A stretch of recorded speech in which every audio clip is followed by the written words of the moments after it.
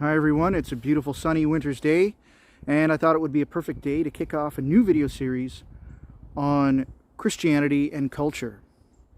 I thought I would start off by defining my terms. I think it's always a good idea when engaging in any conversation about complex issues to define your terms so that everyone who's involved knows what you mean when you say the things that you say.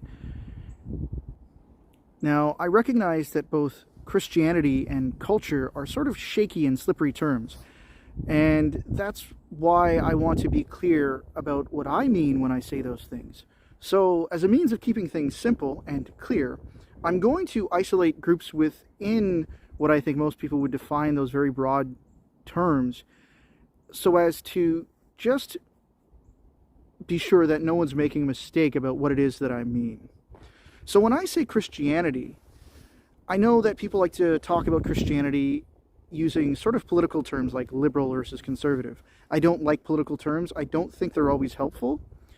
I would rather define Christians on a spectrum between Bible-oriented or biblical and fundamental Christians versus non-fundamental and other-oriented type Christians.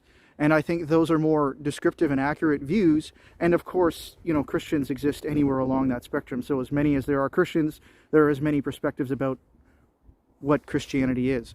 But for my purposes and for subsequent videos, when I say Christian, I'm going to refer to more fundamental Bible-oriented or biblical Christians, or biblical Christianity in a modern sense, as opposed to biblical Christianity in a historical sense. Now, culture is even more shaky. One scholar looked at culture not as something that is static, but rather something that is more like a hotel. Elements or people come and go from a hotel, and they come and go from culture. And so culture is not something that is rigid and uniform.